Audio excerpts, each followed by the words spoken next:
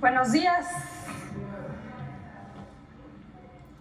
Agradecer a los medios de comunicación, a todos los que nos ven, nos escuchan a través de las redes sociales, de la televisión, de la radio. Vamos a dar inicio a esta conferencia, nuevamente en representación del presidente Andrés Manuel López Obrador, que como ustedes saben, tuvo una gira a partir del viernes hasta el día de ayer por Colombia, por Chile. Daremos cuenta. También el día de hoy vamos a retomar, como cada 15 días, el informe sobre salud. Tendremos este apartado del pulso de la salud. Nos acompaña el día de hoy el secretario de Salud, el doctor Jorge Alcocer.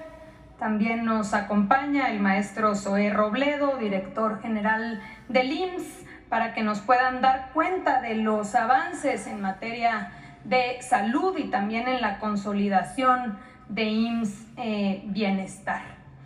Les platicamos sobre la gira del día de ayer. Ayer comentábamos que el presidente estaría concluyendo su gira por Chile. El presidente Andrés Manuel López Obrador participó en las actividades por el 50 aniversario del golpe de Estado en Chile, en Palacio de la Moneda, por invitación del presidente Gabriel Boric. En el acto asistieron diferentes familiares de desaparecidos, de las víctimas de la dictadura de Pinochet, además de invitados internacionales. También estuvo presente el presidente de Bolivia, el presidente de Colombia, el presidente de Uruguay. También estuvo presente el primer ministro de Portugal, de manera virtual también Alberto Fernández, presidente de Argentina. Y por nuestra parte aquí vemos algunas imágenes. El presidente estuvo acompañado de la doctora Beatriz Gutiérrez Müller. También estuvo por allá la secretaria de Relaciones Exteriores, Alicia Bárcenas, el secretario de la Defensa Nacional, el general Luis Crescencio Sandoval, estuvo el secretario de Marina, el almirante Rafael Ojeda, y también de la Embajada de México en Chile, Laura Moreno. Algunos puntos a destacar sobre la gira del día de ayer. Durante esta jornada, el presidente reiteró su profundo respeto y cariño por el presidente Salvador Allende, al que llamó el apóstol de la democracia de Chile y un símbolo de la dignidad de los servidores públicos en todo el mundo. También reiteró que México y Chile son pueblos hermanos, que están unidos por los ideales de libertad, de justicia, de democracia y del respeto irrestricto a la soberanía. Se suscribió el compromiso de Santiago junto con otros jefes de Estado y expresidentes chilenos. Este documento enuncia 4 puntos para defender y cuidar la democracia y el Estado de Derecho. Fue una gira exitosa y finalmente ya está nuestro presidente en territorio nacional. Vamos, si les parece bien, pasamos al pulso de la salud, dándole la palabra al doctor Alcocer para que nos pueda introducir el tema. Adelante, doctor, por favor. Sí, muchas gracias. Con su permiso, señora secretaria. Muy buenos días a todas y todos ustedes. Como se sabe, el día de ayer se conmemoró el atentado contra Salvador Allende. Si bien es conocido por ser estadista y presidente de Chile, no se debe olvidar que fue médico cirujano. Antes de ser presidente, cuando recorría su país como médico, publicó sobre sus experiencias en un librito llamado La realidad médico-social chilena, una obra poco conocida sobre la salud pública, pero muy importante para los proyectos, por cierto, de transformación que emprendemos en este gobierno. Allende, el médico, describe claramente que el principal condicionante del nivel de salud de una población es su nivel socioeconómico. El mismo día que moriría, Salvador Allende, el presidente, el médico, el humanista, afirmó con certeza: los procesos sociales no se detienen ni con el crimen ni con la fuerza. La historia es nuestra y la hacen los pueblos. Y el pueblo de América Latina debe defenderse, nunca sacrificarse. El pueblo no debe dejarse arrasar ni acribillar, pero tampoco puede humillarse. Hoy en el Pulso de la Salud, el maestro Zoé Robledo informará los avances del IMSS Bienestar 2023 en el país para atender a la población sin seguridad social. En esta ocasión con dos temas. El primero, la evaluación del programa Médicos Cubanos en el Instituto Mexicano del Seguro Social Bienestar a un año de su inicio. Además, la transmisión de un video como testimonio, un año de médicos cubanos en México. Y el segundo tema, el avance del proceso de basificación de trabajadores eventuales al IMSS Bienestar en 7 estados.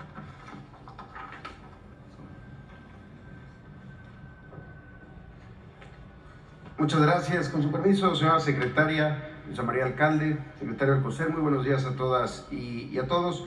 Como todos los martes del Pulso de la Salud, informamos sobre los avances en la construcción de esta nueva institución, el IMSS Bienestar, la institución del Estado mexicano para la atención médica de las personas que no tienen seguridad social, dedicada a dar atención médica, medicamentos, consultas, cirugías y estudios de manera gratuita. Y hoy tenemos un reporte muy especial, porque justamente el día de ayer, 11 de septiembre, escuchábamos el discurso de Isabel Allende cuando hablaba de esta triada de los gobiernos emanados de revoluciones en el siglo XX, del gobierno de Cárdenas, el gobierno de la Revolución Cubana y el gobierno de Allende. Y justo ayer, si nos pueden pasar la primera, tuvimos una reunión con la viceministra primera del gobierno de Cuba, del Ministerio de Salud Pública, Tania Margarita Cruz, y con la doctora Yamila de Armas, que es la presidenta de Servicios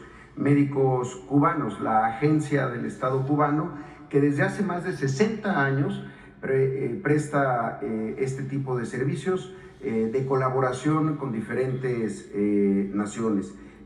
Como saben ustedes, desde el 8 de mayo del año 2022 iniciamos esta colaboración con el gobierno de Cuba, que es muy particular en México porque se enfoca específicamente a médicas y médicos especialistas.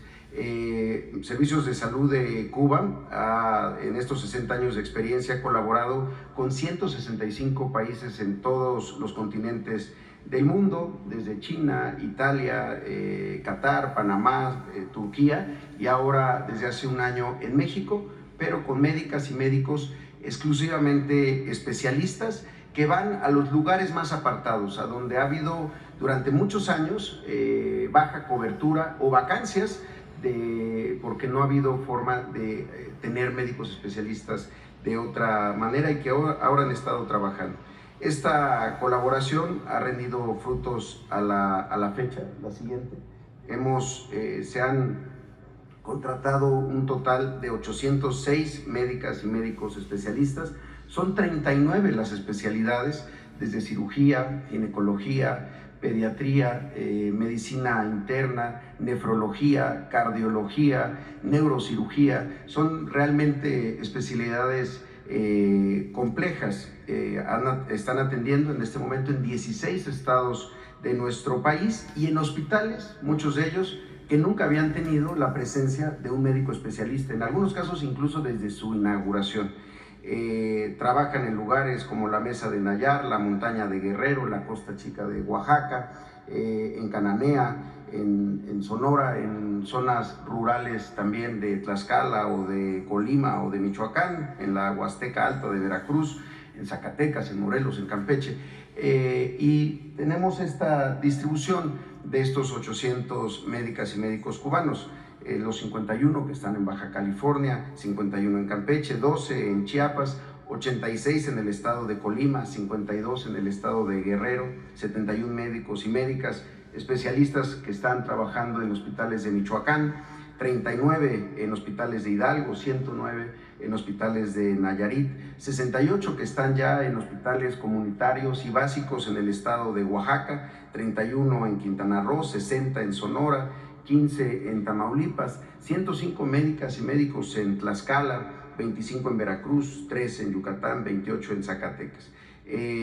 La verdad que ha sido una experiencia extraordinaria. Son médicas y médicos cubanos que están salvando la vida de mexicanas y de mexicanos.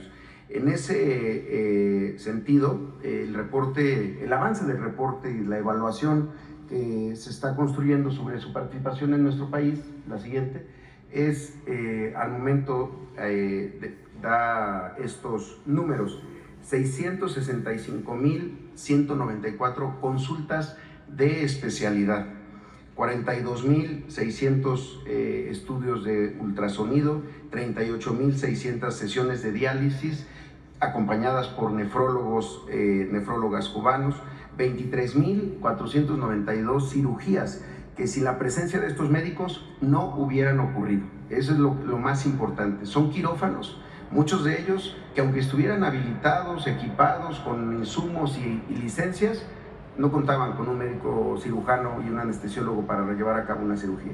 Estas 23.000 cirugías simplemente no hubieran ocurrido sin la presencia de los médicos y médicas cubanos. 3.212 estudios de alta tecnología, 1.983 partos y 891 cesáreas, así como 592 endoscopías. El día de hoy quisimos traer un video también en agradecimiento a ellas y a ellos, en donde hablan de esta colaboración. Si lo podemos pasar, por favor.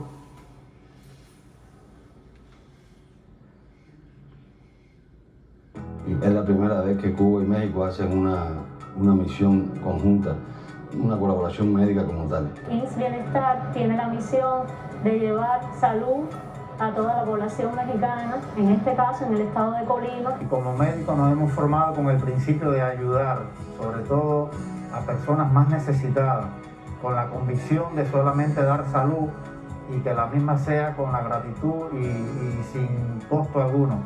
Y es eso precisamente la esencia del médico cubano: brindar salud con humanidad, con dedicación, con responsabilidad, con sentido del deber. Y eso motiva a contribuir, a formar parte de cualquier programa de este tipo, de esta corte que se realice en México y en cualquier otro lugar del mundo. Y es precisamente la razón de por qué estamos aquí, precisamente para ayudar en unión a los médicos mexicanos. Pero en ningún momento a desplazar ni a quitar a nadie de su posición. Es decir, lo que queremos es modestamente unirnos al sistema de salud mexicano y unirnos a nuestros colegas en un fin común, que es la salud. Por lo tanto, pondremos todo nuestro empeño, nuestro conocimiento, nuestras habilidades y nuestro corazón en lograr que sea un programa exitoso, resultados beneficiosos, y estaremos aquí en la tierra mexicana hasta que el pueblo de México nos necesite.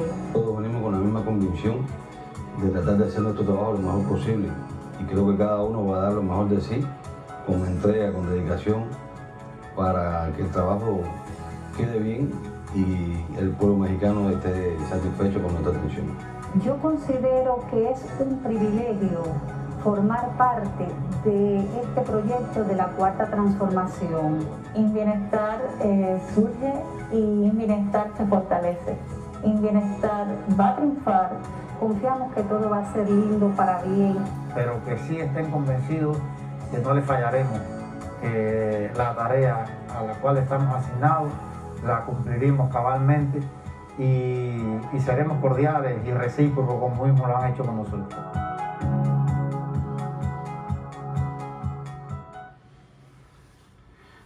Muchas gracias. Vamos a continuar también la colaboración con el gobierno de Cuba. Por eso esa misión que está ahora en nuestro país tiene la intención de que podamos establecer la ampliación de este convenio durante un año más, y no solo su ampliación, sino también revisar otros alcances que puede tener. Quiero decir que ha sido una extraordinaria la vinculación que ha tenido con el personal de IMSS Bienestar en nuestro país. Han tenido verdaderamente una unión como un solo equipo, porque también algo que aportan mucho los médicos, médicas, especialistas cubanos es este sentido de deber de la práctica médica, y también un ánimo siempre de enseñar, de compartir experiencias y de poder compartir también su conocimiento. Entonces estamos de verdad muy agradecidos. El otro reporte que tenemos el día de hoy tiene que ver con el proceso de basificación del personal de atención médica que está en hospitales, en centros de salud, de los que están siendo transferidos al IMSS Bienestar. Como lo saben, durante las épocas del Seguro Popular se empezó a tener un número muy grande de personal sanitario. Estamos hablando de médicos, enfermeras, camilleros, laboratoristas, técnicos, todo lo que se necesita para la operación de una unidad, pero que no tenían fuente de financiamiento, es decir, que eran contratados de manera eventual, con contratos de poca duración, a veces de 3 meses, a veces de 6 meses, a veces de 1 año, y pasaban los años y se mantenían así, vulnerando todos sus derechos laborales. El proceso de basificación que está ocurriendo en IMSS Bienestar arranca con los 6 primeros estados, pero ya es una basificación al OPD, al IMSS Bienestar, ya no más a los gobiernos de los estados. Por eso son los 6 primeros estados donde lo estamos haciendo. Son Nayarit, 467 personal de salud que ya firmó su plaza, su base en atención médica. En Tlaxcala 294, en Colima 180, en Sinaloa 910 trabajadoras y trabajadores, en Sonora son 1,022, en Baja California Sur 257 y aquí en la Ciudad de México, que es muy importante, 5,484. Quiero comentar que los criterios que se establecieron para esta primera etapa son muchos más, pero la primera etapa tiene que ver con, primero, que no tuvieran ninguna base en ninguna otra institución de salud. Es muy común que las personas trabajadoras del sistema de salud puedan trabajar en más de una institución. Entonces empezamos con los que no tienen ninguna base, por un tema de justicia social también. Segundo, que están asignados a áreas de atención médica, es decir, son personas que están trabajando en hospitales o en centros de salud. La parte de salud pública corresponde a los estados y también están haciendo un esfuerzo en ese sentido. En tercer lugar, en categorías médicos, enfermería y paramédicos en este momento. Vamos a seguir avanzando, pero creímos que es importante arrancar con este primer grupo. Vendrán otros estados en segundas, terceras y cuartas etapas que queremos desahogar este mismo año y además decirlo, son estados que están en el proceso de federalización. Como ustedes saben, hay estados que han decidido permanecer al margen de este proceso. Seguiremos con el siguiente grupo de estados, Guerrero, Campeche, Veracruz, Zacatecas y Chiapas. Posteriormente seguiremos con Tamaulipas, Quintana Roo, Puebla, Tabasco y Morelos. Y en una cuarta etapa, la basificación en Hidalgo, Oaxaca, Michoacán, San Luis Potosí y Baja California. Secretaria, es mi reporte el día de hoy. Muchas gracias y buenos días. Muchas gracias al doctor Alcocer y al maestro Zoé Robledo. Solo reiterar nuestro agradecimiento a Cuba, al pueblo cubano y a las médicas, médicos que hoy fortalecen nuestro sistema de salud. Reiterar aquí lo que ha dicho en varias ocasiones el presidente, que se puso de manifiesto el déficit que teníamos de especialistas, de personas que pudiesen reforzar nuestro sistema de salud y la vinculación que ello tiene con una visión privatizadora de la educación, porque no es que no hubiese jóvenes interesados en estudiar medicina. Conocemos aquí, los que estamos presentes y los que nos escuchan, de muchos que quisieran entrar, pero con el pretexto de no pasar el examen de admisión, cuando en realidad la situación es que no había cupo, pues no se dio esa formación gratuita que permitiera contar con los médicos y las médicas especialistas necesarias para un sistema de salud robusto. Por eso hemos venido avanzando también en fortalecer precisamente espacios formativos, escuelas, universidades que nos permitan ir creciendo el número de especialistas necesarios para tener el mejor sistema de salud en México. Vamos pasando ahora a informar que el día de ayer el INEGI publicó una encuesta nacional de victimización y percepción sobre la seguridad pública. Sabemos que estos datos que son fundamentales y que nos muestran cómo vamos avanzando en la estrategia de seguridad a veces no se reportan, así que vamos a tomar un momento de esta conferencia antes de pasar a las preguntas y le vamos a pedir a Jesús Ramírez que pueda mostrarnos los resultados publicados el día de ayer. Adelante, por favor, Jesús. Sí, buenos días. Esta encuesta del INEGI es anual, es una encuesta sobre victimización y percepción de la seguridad pública y trae datos interesantes. Esta se dio a conocer el día de ayer. Por cierto, ningún medio ha destacado los resultados. Hay datos interesantes. Y bueno, esta encuesta que tiene desde el 2011 que se viene siguiendo, pues trae los siguientes datos, los siguientes resultados más interesantes. La primera es que hay menos hogares que reportan ser víctimas del delito. Ese es un dato importante, es el dato que incluso los hogares son en 10 años, es el dato más pequeño o más reducido.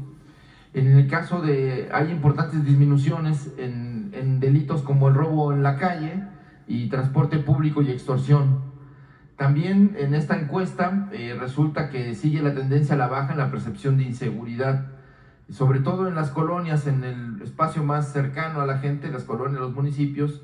Este dato es interesante porque es el dato más, la percepción menor en 10 años, cosa que también es importante. Y el cuarto dato interesante de esta encuesta es que las Fuerzas Armadas, la Guardia Nacional, pues cuentan con la mayor confianza y tienen la menor percepción de corrupción. Y luego veremos también en la percepción o en la confianza de los ciudadanos qué instituciones identifican como las más corruptas o donde tienen mayor desconfianza. En el caso de menores víctimas del delito, en 2022, porque esta es anual, pero se recuperan los datos del año y bueno, ya tienen el total de datos el INEGI. Y bueno, en 2022 se estimaron 6.7 menos víctimas del delito en comparación con 2021. Sin embargo, el dato más importante es que en el 2022 se tiene la cifra más baja en 10 años en cuanto a las víctimas del delito. Y este dato pues, es un dato duro. La tasa de prevalencia, de acuerdo a cada 100,000 habitantes, tenemos que en 2022 hubo 22.587 el índice por cada 100,000 habitantes víctimas de un delito, lo que significa un 20% menos desde que inició esta administración. Y además es el dato más reducido en 10 años.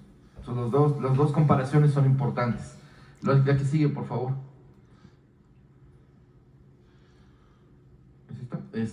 Bueno, menos incidencia delictiva. En 2022 la tasa de incidencia delictiva por cada 100,000 habitantes fue 6.8 menor comparado con 2021. Sin embargo, si lo vemos en lo que es en esta administración en estos últimos 5 años, bueno, en realidad son 5 años, desde 2018 a la fecha es menos 24%. Es decir, tenemos en la incidencia delictiva por cada 100,000 habitantes 28.701 delitos por cada 100,000 habitantes, pero esto significa una reducción en este sexenio del 24.1%. Y también es la cifra más baja desde el 2012. En 10 años esta es la cifra más baja en cuanto a la incidencia de delitos por cada 100,000 habitantes. La que sigue, por favor. Y tenemos en los principales delitos también hay reducciones en todos los delitos, con excepción de uno que no es grave, que son amenazas verbales. Pero aquí hay que destacar que en fraude, por ejemplo, la reducción pues es significativa. En robo, asalto a la calle o transporte público también hay una reducción importante de los delitos, así como en extorsión, amenazas verbales es el único delito donde hay suben las denuncias. En robo total o parcial de vehículo también hay una reducción. En robo a casa habitación, en lesiones, etcétera. En todos los principales delitos hay reducciones del año pasado a esta fecha.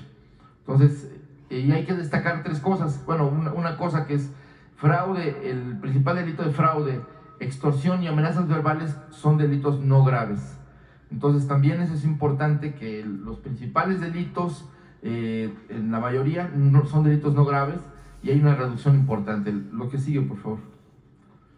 Bueno, aquí este es un dato importante en cuanto a que esta encuesta mide la percepción de inseguridad de los ciudadanos respecto a la entidad federativa, a su entorno cercano al municipio y la colonia. Y aquí destacan el hecho de que, bueno, todos van a la baja. En el caso de entidad federativa, el 74.6% de la población siente inseguridad, sin embargo es el dato más bajo en lo que va de esta administración, 4.8 puntos menos. En el caso de la percepción de inseguridad a nivel municipal, también es una reducción de 6.3% menos, y en los últimos 10 años es el mismo dato. O sea, estamos recuperando, digamos, llegando a los niveles de hace 10 años. Igual en el caso de la colonia, la percepción de inseguridad en la colonia o localidad, que es de 39.9% de la población siente inseguridad en su colonia, estamos en niveles de hace 12 años. Entonces también estos datos son importantes de cómo se ha venido reduciendo la incidencia delictiva, la percepción de los ciudadanos y los delitos concretos que sufren las familias, los hogares y las personas. El que sigue, por favor. Aquí este dato es importante en tanto que la confianza en las autoridades de la población pues sigue siendo muy alta, sobre todo a nivel de las fuerzas federales, ¿no? La Marina, que tiene un aumento en la confianza, tiene una confianza del 90.1%, el Ejército, que tiene 87.2% de confianza de la población, y la Guardia Nacional, que es un actor nuevo a partir de esta administración, pues alcanza un 80.8% de confianza de la población. En caso de la Fiscalía General de la República, pues el 64.2%, los jueces tienen una percepción de confianza del 59.1%, así la Policía Ministerial, Estatal, el Ministerio Público, la Policía Preventiva Municipal que tienen alrededor del 50%, y la Policía de Tránsito, que alcanza el 47%. Todos han ido mejorando relativamente la confianza en las autoridades, en una percepción de los ciudadanos. La que sigue, por favor. En cambio, el asunto de la percepción de corrupción de las autoridades encargadas del orden o de la justicia, pues vemos que la Policía de Tránsito sigue siendo la policía con mayor desconfianza de los ciudadanos, ¿no? Entonces, aunque bajó un poco, aún mantiene el 73.9% de percepción como policías corruptas. Y aquí un dato, pues, que en medio de la polémica, la discusión sobre la reforma del Poder Judicial, la actuación de los jueces, en fin, pues resulta que los ciudadanos tienen una percepción alta del 66% ven a los jueces corruptos. Aquí no distinguen entre jueces federales o locales, pero bueno, pues la tarea de impartir justicia, los ciudadanos la ven a los jueces como, pues, el 66%, 2/3 partes piensan que son corruptos. La Policía Municipal también tiene 64.7% de percepción de corrupción, y la Policía Estatal 62.8%. El Ministerio Público 62.8%, igual que la Policía Estatal, y la Policía Ministerial, Judicial o de Investigación 57.8%. Así la Fiscalía General de la República 56.8%. Y aquí es interesante cómo la percepción de corrupción de las fuerzas federales es baja. En el caso de la Guardia Nacional 29.9%, menos de una tercera parte de la gente piensa que es corrupta. El ejército, una cuarta parte piensa que tiene actos de corrupción, el 25.1%, y en el caso de la Marina, pues menos del 20%, el 19.1%. Entonces, estos son los principales resultados de esta encuesta de percepción y de victimización en cuanto a delitos en la seguridad pública. Entonces, pues esa es la presentación y esperemos que los medios destaquen estos datos porque es importante que la población esté informada de que esta situación se está presentando y que son datos favorables en cuanto al trabajo de la seguridad pública. Gracias. Muchísimas gracias, Jesús. En efecto, son datos sumamente relevantes, no datos que emite el gobierno, son datos del INEGI y que vienen a reiterar también lo que ya se había publicado en meses anteriores, que tienen que ver con que se ha venido reduciendo los diferentes delitos, incluido el delito de homicidio. Hablábamos el día de ayer respecto a estos datos publicados hace algunos meses por el INEGI, que hoy, pues acompañados de estos datos presentados por Jesús, de tener las cifras más bajas en la última década de prevalencia delictiva en los hogares, de incidencia delictiva, la reducción de los principales delitos, la reducción en la percepción de inseguridad y el tema de la confianza en las diferentes instituciones, sobre todo en esta institución recientemente creada, que es la Guardia Nacional, pues nos dan luz de que las cosas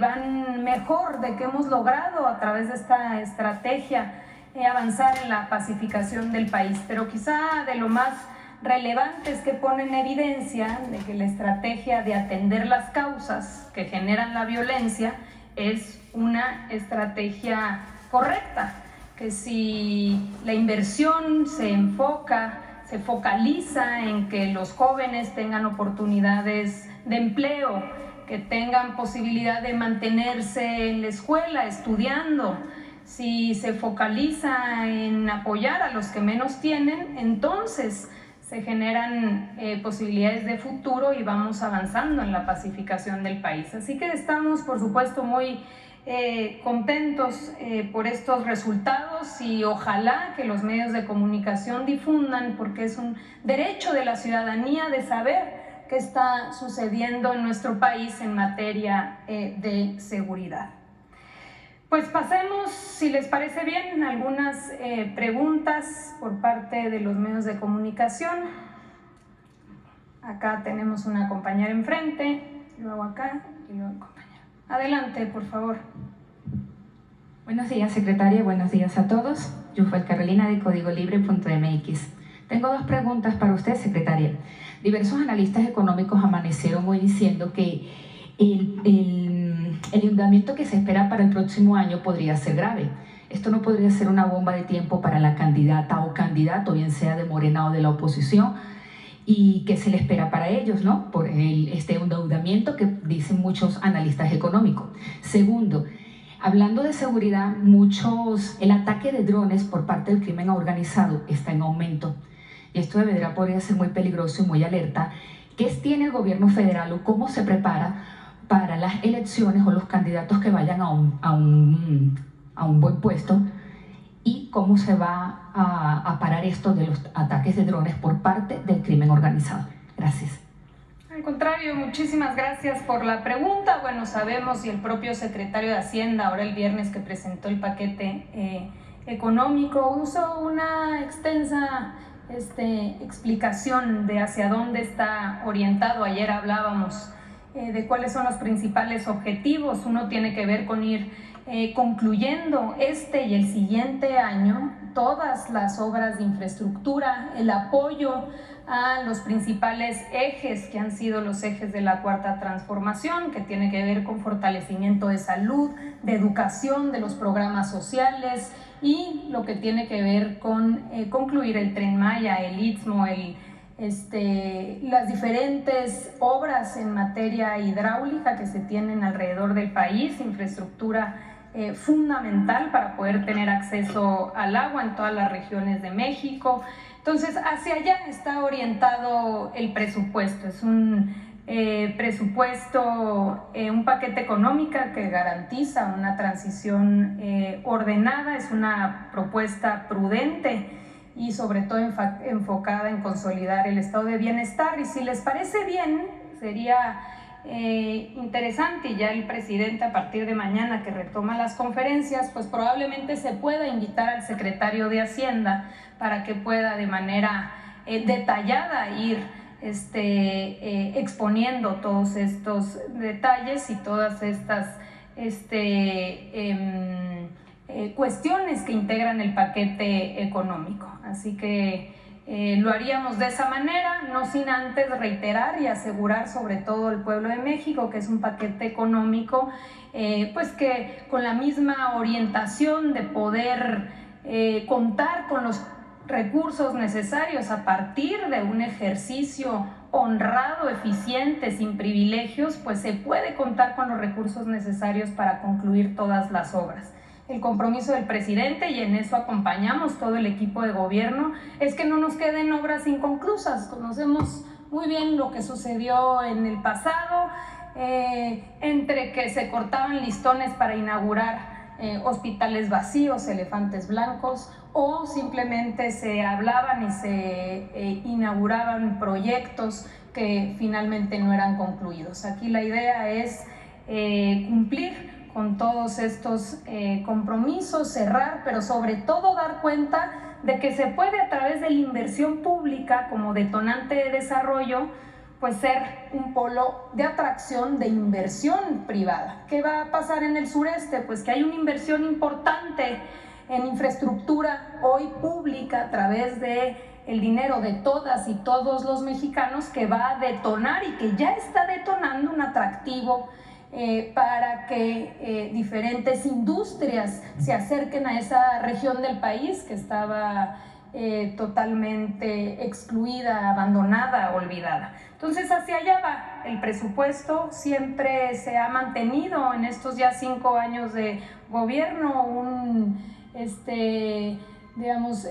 mucha responsabilidad en el gasto público. Así seguirá siendo y vamos, si les parece bien, a dar ese espacio. Esperemos que el propio secretario pueda venir a darles todos los detalles que requieran. Por el otro lado, platicar también, incluso aquí también se ha hablado del asunto respecto a este tema de los drones. Hay una iniciativa ya presentada por el Ejecutivo Federal. Fue una iniciativa en donde participó tanto la Secretaría, tanto la Marina como la Secretaría de la Defensa, como la Secretaría de Seguridad, de manera integral con algunos legisladores en esta materia de drones, que también pues abre estas nuevas realidades y pretende regular precisamente para que no sucedan este tipo de cuestiones. Entonces, pues estaremos pendientes de la discusión del Congreso. Como sabemos, ya será tarea de ellos esta discusión que pretende atender estas nuevas realidades. Muchas gracias. Al contrario, muchas gracias a ti. Teníamos acá atrás a la compañera.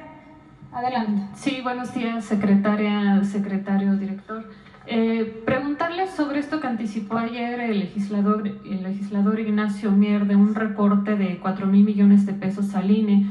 Si en el gobierno federal se ve suficiente este recorte que se anticipa. Lo que él argumentó es que ya no se proyectaría la consulta popular para la reforma al Poder Judicial, en aras de que pues Morena con el Verde y el P tendrían mayoría. ¿No ve que es un exceso de confianza de parte del partido augurar que se tendrá esta mayoría para lograr la reforma con una mayoría calificada en el Congreso para la próxima legislatura, por favor?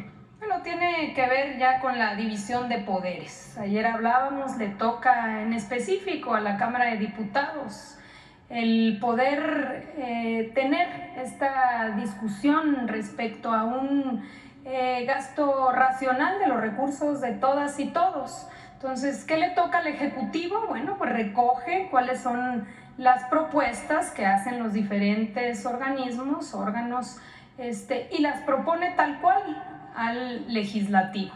se compone dentro del propio presupuesto lo que el INE, como todas las otras instituciones, propusieron para el gasto del próximo año, y le toca finalmente a la Cámara de Diputados ver si esas propuestas atienden a un principio de racionalidad. Finalmente son los recursos de todas y todos, y yo estoy segura, convencida de que los legisladores van a actuar con absoluta responsabilidad, sin poner en riesgo ninguna circunstancia, pero sí a sabiendas de que se necesita un gasto racional, en una lógica de austeridad, en una lógica precisamente de orientar estos recursos a las prioridades de nuestro país. Entonces, en ese sentido, pues es una función exclusiva de la Cámara de Diputados que habremos de ver en las próximas semanas y que hay que respetar. Pero en esta lógica que ha mantenido el gobierno federal de que pues el INE gasta mucho, se estima suficiente este recorte de 4,000 millones de pesos, y también no sería importante que se mantuviera este dinero como presupuesto precautorio para fuera esta consulta sobre la reforma del Poder Judicial o cualquier otro tipo de consulta. Es que no nos toca a nosotros decir si es mucho o es poco. Entonces ya podremos tener opiniones, pero lo que ahora toca en todo caso es permitir que sea la Cámara de Diputados, que sean los legisladores los que puedan hacer ese análisis, un análisis objetivo, profesional, que pueda tomar en cuenta todas las aristas del asunto y que pueda tomar una determinación, ¿no? Entonces, lo válido en ese sentido es que sean ellos los que determinen si 4,000 millones más, menos, es lo que puede ajustarse, pero nuevamente reitero que convencidos, porque así han actuado, no han actuado de manera distinta, han actuado de manera muy responsable y seguramente así lo seguirán haciendo. Ellos también comparten esta visión de que pues no se puede, digamos, dar paso a que haya más de lo que se requiere, porque hay que reforzar también pues las becas, hay que reforzar ahora, por ejemplo, con el incremento del apoyo a adultos mayores. Entonces ellos mismos irán tomando esa determinación, pero no vemos ninguna preocupación en ese sentido. En ningún caso se pondría en riesgo ninguna circunstancia. Bien, secretaria, también ayer en Estados Unidos se aprueba la actualización de las vacunas Pfizer y Moderna. No sé si en México se estaría proyectando hacer una adquisición de vacunas acordes a estas nuevas variantes contra el COVID que se han dado. ¿Cuándo se proyectaría esa adquisición y si hay solicitud de estas marcas ya para pues la aprobación en México? Por suerte tenemos aquí al doctor Alcocer, así que le pasamos la palabra. Sí, muchas gracias. Sí, se tiene en tiempo y forma ya ubicada cómo va a ser la vacunación contra COVID-19 en esta temporada invernal de 2023 a 24. Y desde luego, como se ha comunicado, pues esto requiere de ir planeando y empezando con a quiénes se va a vacunar.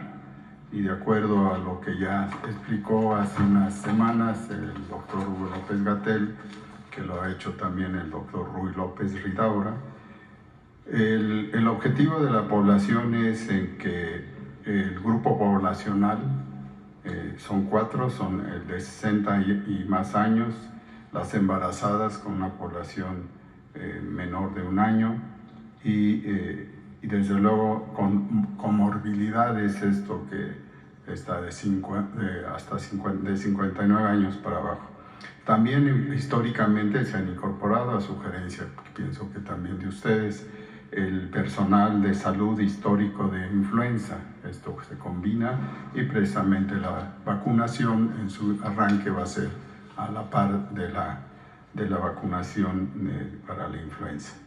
El estimado de la población en total son 25 millones, 24.498.000, eso es importante. y en un 80% de esto pues quedaría alrededor de 20, no de 24, 25. ¿Qué contamos en este momento? Contamos con la disponibilidad de 5.386.200 dosis de vacuna Abdala que están almacenadas en Birmex. En octubre y noviembre van a llegar 4 millones de dosis, 4 millones de dosis de la vacuna Sputnik que tenían en reserva y que nos las van a dar no por el costo de la vacuna, sino por las vacunas como tal. Y también será necesaria la adquisición de 10.212.693 dosis más, y con lo cual podemos completar están aseguradas la llegada de ambas, tanto de la de Sputnik como las restantes de Abdala. La ruta crítica de entrega será para la segunda quincena de octubre de las dosis ya señaladas. COFEPRIS está autorizado ya para el uso de emergencia en población de 5 años en adelante, y el traslado de la vacuna se hará también a través de su traslado a través de Birmex. Esto es lo que les puedo señalar, y la pregunta que no estoy haciendo a un lado es precisamente si van a participar otras firmas, otro tipo de vacunas. Sí, es posible, en positivo hemos mantenido la relación con las principales vacunas que probaron su eficacia, pues ustedes conocen la basada en RNA, y desde luego que Pfizer, esto es importante que se tenga, y están dispuestos así como van a hacer ellos propuestas para poderlas comprar en forma privada, que no es el caso de México, se va a hacer para poderla tener, que por cierto varias de estas vacunas, de las ya señaladas, cubren, por si van a preguntar, las variantes últimas, que son variantes que identifican cambios mínimos en lo que es este virus. No hay que olvidar que está en transformación completa, por lo cual la atención médica debe ser también de prevención en el ecosistema, porque si seguimos teniendo caso omiso del ecosistema, pues no vamos a tener la identificación de las variantes que se van generando en forma normal, vamos a ponerle normal, dentro del virus. Eso es lo que les puedo señalar. Sí. Gracias, secretario. Finalmente, secretaria, preguntarle, ¿el presidente se toma el día libre hoy o estará atendiendo reuniones privadas? ¿Nos puede detallar un poco de la agenda que tendrá el mandatario? Se reincorpora a las actividades. Ayer ya llegaron muy noche, pero a partir de hoy, ya que llegaron todos, el presidente y el equipo de trabajo se reincorporarán a las actividades.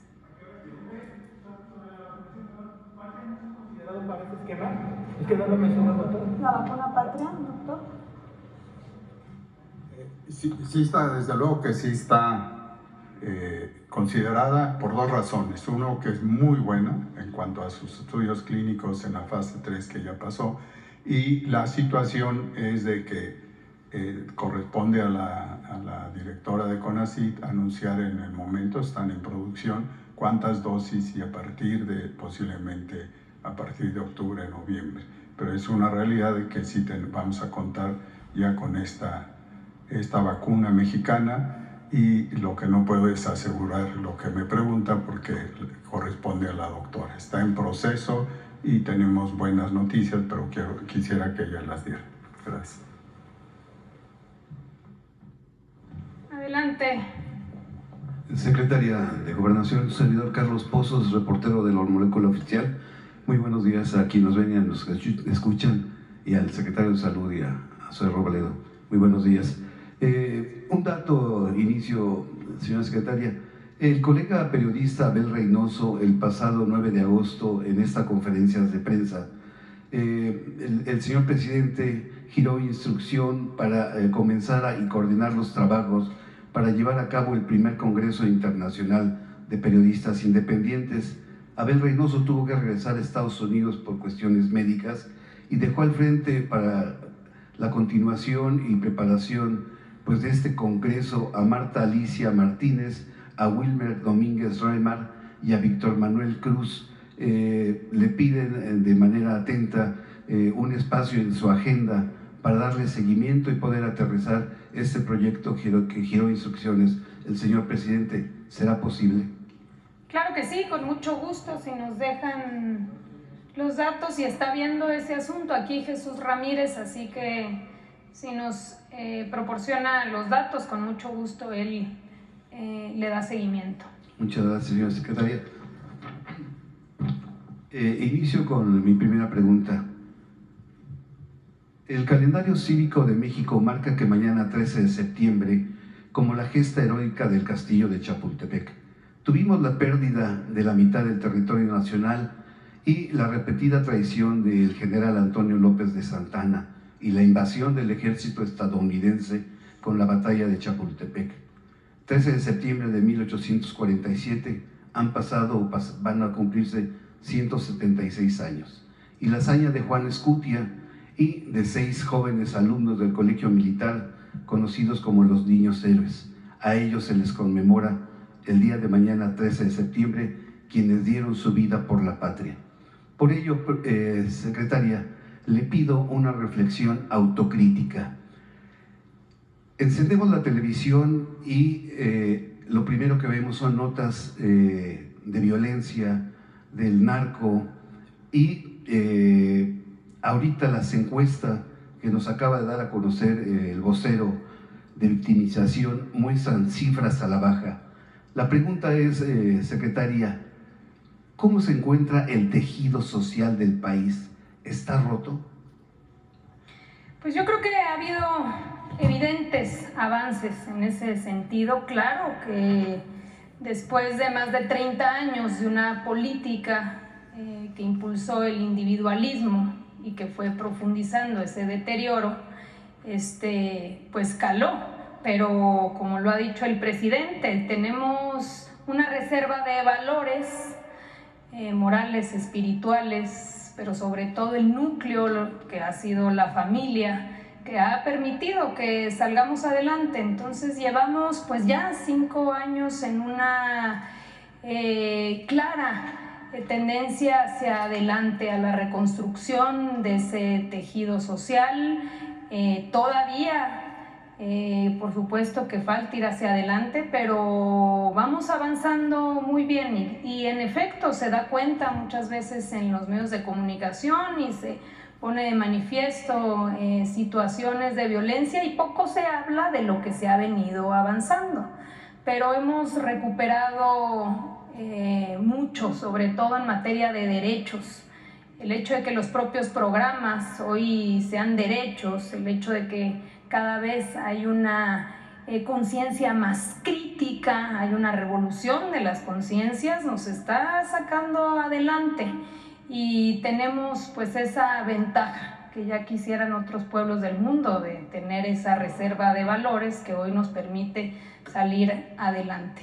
Entonces, pues por eso debemos sentirnos muy orgullosos, pero sobre todo tener claro que si la estrategia funciona, pues tenemos que seguir reiterando esta estrategia de atender las causas justamente para ir recomponiendo aquellos tejidos sociales que se fueron debilitando.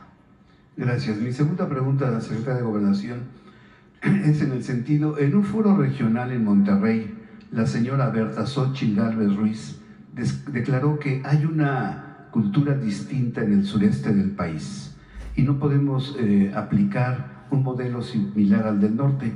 Ella, la señora X, dijo: recuerdo cuando trabajaba con Vicente Fox, quisieron instalar maquiladoras en San Cristóbal de las Casas, Chiapas, y le dije, va a ser un fracaso, nadie va a ir a trabajar 8 horas seguidas porque no es su cultura. El próximo jueves 14 de septiembre se cumplirán 200 años de la anexión del estado de Chiapas al Pacto Federal, pues hace 2 siglos que en el año de 1824 los habitantes de Chiapas formalizaron ante el Congreso mexicano su deseo de anexión al nuevo país independiente como un estado federal. En el hermoso estado de Chiapas, pues igual que en toda la República, se festejan las fiestas patrias, pero el 14 de septiembre para ellos pues es un día porque es el Día de la Unión a México. Perdón.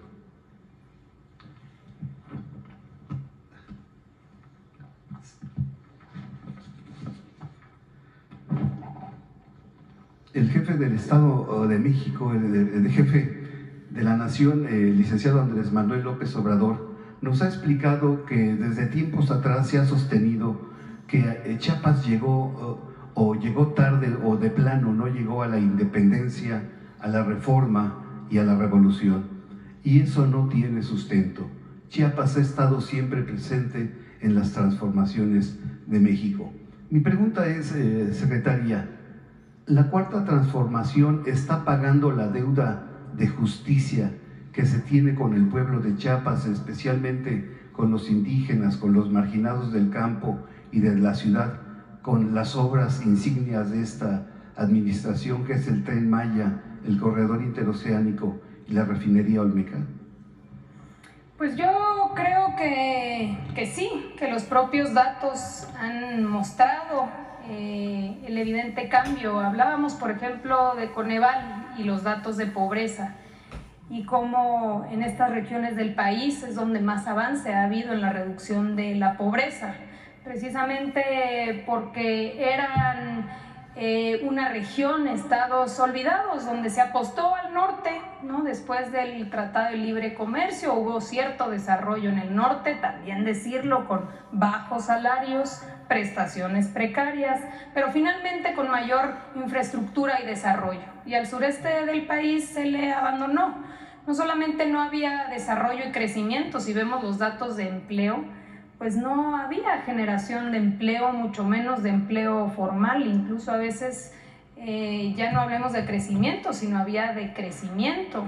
Y un abandono, una política más asistencialista de intermediarios, de organizaciones que cooptaron los apoyos del gobierno. Y es totalmente diferente, y el impacto que ha tenido en la reducción de la desigualdad y de la pobreza, pues son datos que nos hacen sentir profundamente orgullosos, porque si lo que ha dicho el presidente de que por el bien de todos, primero los pobres, pues es quizá lo más evidente de ese proyecto de nación, el poder apoyar donde más se requiere, tanto como individuos como regiones del país. Y Chiapas pues se ha visto, así como Oaxaca, como Guerrero y como otras entidades históricamente rezagadas, pues hoy han visto un cambio importante, pero también una consolidación de proyectos de bienestar que son pisos mínimos que se están consolidando. Entonces me parece que ha habido y está habiendo justicia para esas regiones del país donde pues simplemente no se les había tomado en cuenta. Solo para ilustrar mi pregunta, aquí está la fotografía de la señora Berta cuando hizo esas declaraciones de que en Chiapas no se tiene la cultura de las 8 horas. Bueno, en eso ya no nos metemos nosotros. Aquí la compañera, luego acá atrás. Y también tenemos un compañero que nos visita de Argentina, que le vamos a pasar la palabra. Buenos días, secretaria. Berenice Telles Hernández, de ELIT de México. Bueno, mi pregunta es, el presidente de Argentina, Alberto Fernández, hizo unas declaraciones en este marco del 50 aniversario del golpe de Estado en Chile y mencionó que en América Latina está resurgiendo este discurso de odio. Y bueno, pues preguntarle si en nuestro país usted considera que hay vestigios o que la ultraderecha pretenda retomar este discurso de odio. Lo hemos observado en diferentes momentos en nuestro país, en los medios de comunicación, estos discursos precisamente de odio, de discriminación, de pues de señalamientos. Incluso usted misma ha sido víctima de esta circunstancia por ser mujer, sobre todo, y por ser joven. Y quisiera que nos dijera algo al respecto en relación a esta declaración que hace el presidente. Bueno, sabemos muy bien que todavía hay presencia de aquellos que actúan e insisten en el racismo, el clasismo, la discriminación, la misoginia, pero cada vez son menos.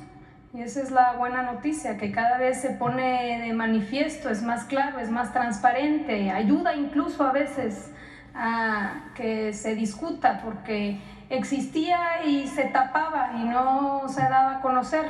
Hoy todos estos espacios, como el propio espacio en el que estamos hoy, que es diario, que el presidente López Obrador de manera presencial en este diálogo circular, pues son temas que salen a la luz y que se ponen de manifiesto y que ayudan también a ir haciendo conciencia para que podamos erradicar de raíz el clasismo, el racismo y la discriminación. Entonces, ¿hay presencia en México? Pues claro, lo hemos visto, se identifica en nuestro país de manera cotidiana, pero cada vez son más los que hacen conciencia, los que somos conscientes de la existencia de este flagelo y que vamos avanzando hacia la igualdad, hacia el respeto, hacia la libertad y los derechos. Sí, secretaria, además, bueno, plantearle otro tema. Este tema ya lo habíamos planteado con anterioridad, solo que bueno, pues se dio esta transición de la Secretaría de Gobernación y pues se quedó por ahí un poquito en el olvido. Se trata del proyecto de Chicoacén 2. Bueno, pues como antecedente, en el 2013 comenzaron los trabajos de construcción de esta hidroeléctrica, donde, bueno, ejidatarios de Chicoacén acordaron con la Comisión Federal de Electricidad y ante representantes de la Procuraduría Agraria, pues que habría una expropiación de estos ejidos. Y bueno, pues se autorizó el uso común para la construcción del proyecto de esta hidroeléctrica y esto data del 2013 en la administración, pues todavía un tema de la administración neoliberal. Sin embargo, bueno, pues los ejidatarios fueron sometidos a una serie de engaños, a cobros indebidos, a pagos indebidos. Muchos de ellos, bueno, participaron en la hidroeléctrica. El tema es que hay perseguidos políticos a la fecha por esta situación. Están pidiendo su intervención y la del señor presidente para que se pueda resolver esta problemática. Son ejidatarios que al final la única, desafortunadamente el destino que tenían era vivir ahí, donde se decidió construir esta hidroeléctrica, y que lo único que están pidiendo es que se les reconozcan sus derechos humanos, que se les deje de perseguir. Algunos de ellos están encarcelados. Piden también pues que se revise esta situación, porque en su momento pues fueron perseguidos políticos. Secretaria, le envió la información completa y ojalá se pueda hacer algo. Con mucho gusto, claro que sí. Si nos dejas la información, hoy mismo nos ponemos en contacto con ellos y con mucho gusto apoyamos. Muchas gracias. Si les parece bien, le damos la palabra al compañero periodista argentino que nos acompaña el día de hoy para ir concluyendo. Adelante. Buenos días, muchas gracias, secretaria. Norberto Galiotti, de Argentina. Soy coordinador general de la Red Continental Latinoamericana y Caribeña de Solidaridad con Cuba y las Causas Justas. El motivo de esta visita es acompañar a la convocatoria del presidente Andrés Manuel López Obrador a conformar un gran movimiento contra el bloqueo a Cuba. Representamos a todos los países de América Latina y el Caribe en esta articulación y como primer tarea nos proponemos juntar 1 millón de firmas para pedir al presidente Joe Biden que retire a Cuba de esa lista de estados patrocinadores del terrorismo. Esa es la propuesta fundamental que traemos, informarles que en el año 2025 la Red Continental decidió hacer su primer encuentro aquí en México, valorando la historia de la solidaridad del pueblo y gobierno mexicano. No solamente con Cuba, sino con todos los pueblos de América Latina y el Caribe cuando las dictaduras ponían en riesgo la vida de nuestros militantes. México siempre nos tendió la mano, siempre nos dio hogar y salvó la vida de muchos de nuestros compañeros y compañeras. Tal vale el ejemplo del expresidente Evo Morales, quien estaba amenazada su vida y tuvo refugio aquí en México. Y eso lo agradecemos y lo reconocemos profundamente. Por eso es que el primer encuentro de la Red Continental lo realizaremos aquí. Serán anfitrión el Movimiento Mexicano de Solidaridad con Cuba y será en el primer semestre de 2025. Por último, queremos proponerle una decisión de la última reunión de la Red Continental al presidente Andrés Manuel López Obrador, que sea el presidente honorario de nuestra articulación, la Red Continental de Solidaridad con Cuba. Solamente eso y agradezco, secretaria, este momento para expresarme.